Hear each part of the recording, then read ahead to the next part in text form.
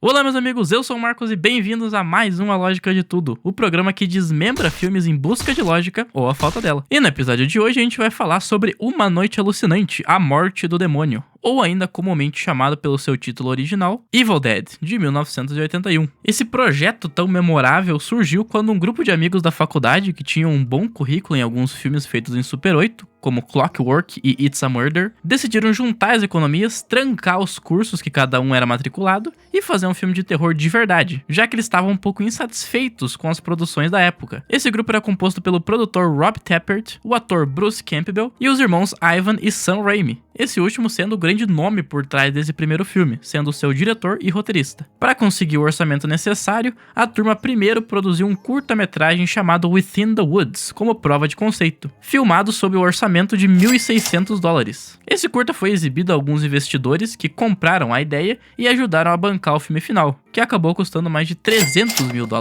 que foram bem gastos por sinal, porque é um baita de um filme. Ele é um dos grandes clássicos do terror oitentista, tem excelentes efeitos práticos que são bem efetivos até hoje, inclusive, um baita de um protagonista na figura do Ash, que se tornou a grande marca dessa franquia, e uma história simples, com elementos básicos e até meio batidos hoje em dia, mas que é dirigida de um jeito que deixa ela bem interessante e quase nunca enjoativa, salvo algumas sequências mais pro final que se alongam um pouco mais do que o necessário. Além de ele ser uma puta de uma aula em como fazer um filme BBB, bom, bonito e barato. A produção dele também foi marcada por algumas gambiarras por conta do orçamento, que eu não vou focar nesse vídeo, senão ele ia ter horas de duração, mas o interessante de citar é que o sucesso do primeiro filme gerou uma franquia para Evil Dead, que tá para receber o seu 7º filme nos cinemas. Mas é claro, primeiro vamos focar no filme original e ver o quão ilógico ele consegue ser. Então, sem mais enrolações, Evil Dead.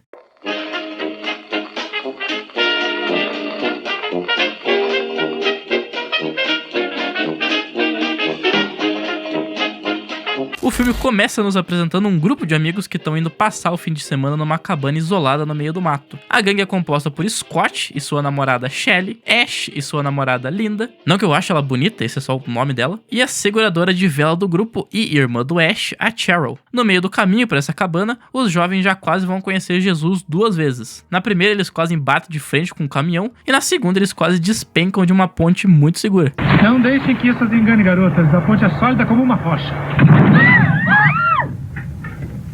Depois desses perrengues normais que tem em toda a viagem, eles finalmente chegam na tal cabana, que é um lugarzinho que o que tem de aconchegante ele tem de macabro, com destaque para esse banco balançando sozinho quando eles chegam. Depois que eles se acomodam no lugar, uma parte da galera prepara a janta, enquanto a Cheryl começa a desenhar para passar o tempo. Porém, em um determinado momento, ela perde o controle da sua própria mão, que começa a desenhar algo que se assemelha a um livro com um rosto na capa. E como se isso tudo não bastasse, ela ainda ouve alguns sons estranhos vindos do porão. A garota simplesmente caga e anda pra isso, o que é bem estranho, mas não o suficiente pra tirar pontos. Eu não vejo o que ela poderia fazer sobre essa situação, além de que ela ainda nem faz ideia que o lugar tá cheio de capiroto. Mas essa falta de conhecimento dela é só questão de tempo, porque é durante a janta que as coisas começam a ficar tenebrosas. Isso porque a porta do porão abre do nada, e isso atiça a curiosidade do grupo, que como bons personagens de um filme de terror, decidem descer pra investigar. Quem vai primeiro é o Scott, o líder da galera, só que o desgraçado desce e não fala mais nada pro povo que tá em cima. Então o Ash vai atrás dele e percebe que o porão é quase maior que a cabana. Puta lugarzinho grande do cacete, hein? Lá embaixo o Ash acha o Scott, que mostra pra ele que em uma das salas tem um antigo toca-fitas, uma adaga macabra e um livro com um rosto na capa, que contém diversos desenhos aterrorizantes de crânios, olhos, escritas estranhas e até um demônio rabudo. E é claro que a gente não pode ignorar um pôster rasgado de Quadrilha de Sádicos, clássico filme do Wes Craven que serviu de grande inspiração pro Sam Raimi. Os caras decidem levar esses objetos pra cima, e como o livro não tem nenhuma língua entendível pra se ler, eles decidem botar o toca-fitas pra tocar a fita que tá nele. E o que eles escutam é um áudio de um senhor de idade que explica que ele é um estudioso que escavava as ruínas de um lugar chamado Kandar, junto com a sua esposa. E em uma das suas expedições, ele desenterrou um livro de rituais sumerianos usado para ressuscitar demônios antigos.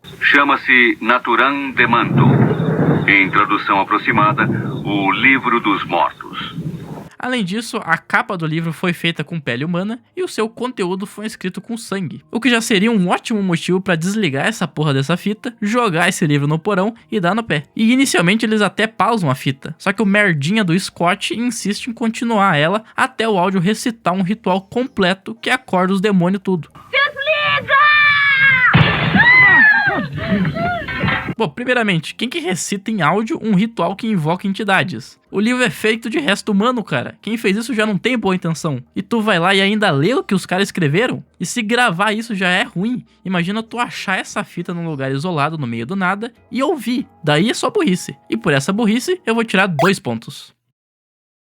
Depois desses acontecimentos, a galera se prepara para ir dormir. E o Ash, romântico que é, presenteia sua amada Linda com um colar muito bonito que eu tenho certeza que vai ser bem útil mais tarde. Tem um objeto surpresa que pode nos ajudar mais tarde.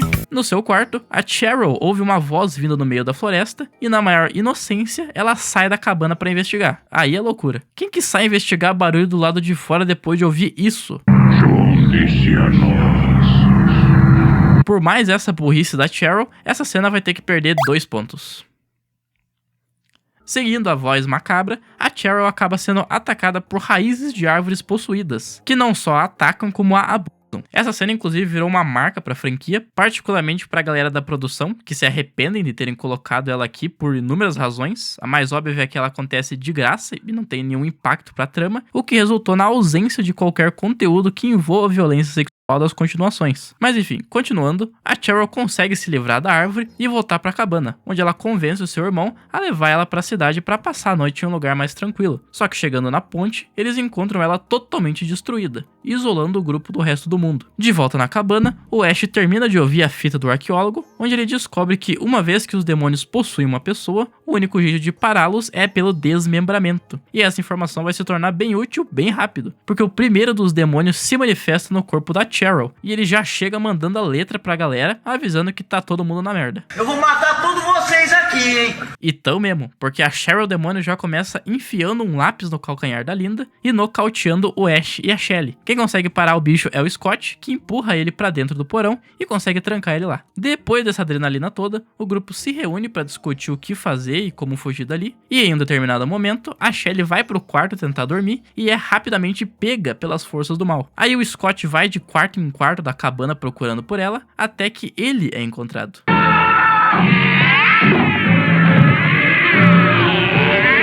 A Shelly demônio ataca ele e nocauteia o Ash de novo numa prateleira. E é aqui que começa as nojeiras desse filme, né? O famoso gore. Porque durante o ataque, o Scott consegue cortar a mão da Shelly demônio e aí ela vai lá e termina de arrancar a mão na mordida, numa belíssima apresentação dos efeitos práticos do Tom Sullivan, que repete o seu trabalho de Within the Woods e do It's Murder. O Scott consegue enfiar a adaga macabra nas costas da Shelly demônio, que cai por um tempo, cuspindo um líquido branco meio suspeito. E sem mais alternativas, o cara desmembra a namorada com um machado. Detalhe que ele não sabia dessa regra do desmembramento. Ele só desceu a machadada na mulher porque ele achou certo. Então, ou ele tem um bom pensamento crítico, ou ele já tinha essa vontade de fazer isso com ela. Eu sou vagabundo, rapá! Depois desse ataque, os caras enterram o corpo da Shelly e o Scott dá o fora dali pra tentar achar uma saída, deixando o Ash sozinho pra encarar a Linda, que acabou de se transformar por conta da lapisada que ela tomou no carcanhar. Só que meros segundos depois de ter ido embora, o Scott volta todo fudido, avisando que a floresta tá o bicho pra passar. Pois bem, a Linda demônio, não que o demônio seja bonito, esse é só o nome dela, começa a rir igual o Coringa, o que deixa o Ash muito nervoso e faz com que ele desça a bordoada na mulher e se prepare pra matá-la. Mas no momento do vamos ver, a Linda aparentemente volta ao normal. Milagre! Não há ferrolho,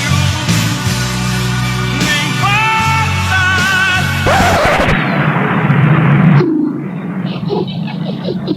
Brincadeira, rapaziada. É só os demônios que têm um senso de humor meio estranho mesmo. O Ash se vê em maus lençóis quando a Linda ataca ele com a adaga, mas ele consegue virar o jogo e empalar a sua amada com a arma. Logo em seguida ele leva o corpo dela para um barracão de ferramentas para fazer a desmembração. Só que antes que ele o faça, o colar que ele tinha dado de presente para ela faz ele ficar sentimental e impede ele de terminar a tarefa. Então o Ash decide só enterrar o corpo mesmo. Depois de fazer a cova para enterrar a moça, o cara já cansado do serviço se abaixa para guardar o bendito colar. Quando de repente... a mulher se levanta do túmulo, bem facilmente inclusive, o Ash cavou a pior cova já feita pelo ser humano, e ela começa a arranhar a perna dele. Por alguns segundos ele consegue se defender com um pedaço de pau feito de isopor, só que ele acaba indo pro chão de qualquer jeito. Daí a Linda demônio dá um pulo pra cima dele, e enquanto ela tá no ar, ele pega uma pá e consegue decapitar a mulher. Só pelo timing dele arrancar a cabeça dela na hora que ela pula já seria uma grande falta de lógica, mas a decapitação de primeira vem só pra garantir que essa cena perdesse 10 pontos. Voltando pra dentro da cabana, o Ash encontra a entrada pro porão aberta e dá a falta da sua irmã. Bom, não mais aparentemente. Ele tranca o capiroto pra fora e desce pro porão pra pegar mais bala pra 12. Lá embaixo acontecem algumas coisas bizarras, como a mobília do lugar sangrando, mas essa parte tá aqui só pra encher linguiça, então vamos só ignorar. Voltando pra cima com as balas, ele é atacado pelo Scott e pela Cheryl. Durante o combate dele com as entidades, o livro dos mortos é jogado na frente da lareira e os demônios parecem sentir a dor. Então o Ash tenta jogar o livro no fogo, só que ele é parado pelos capetas. Enquanto um segura no pé do Ash, o outro desce o pau. Mas o Ash, com o seu jeito malaco de ser, usa o colar da Linda para alcançar o livro, e uma vez em mãos, ele o joga dentro do fogo, fazendo com que os capetas comecem a derreter em uma belíssima animação stop motion. Ah, e eles explodem também, porque é claro que eles tinham que explodir. Quando o Ash se levanta, já tá de manhã, tudo parece estar resolvido, e ele sai da cabana para assistir o nascer do sol. Só que ao longe, uma força maligna corre pela floresta, passa por dentro da cabana e vai de encontro ao Ash. E o filme fecha em aberto, fazendo a gente se perguntar se o Ash, o grande protagonista do filme, também foi possuído ou não.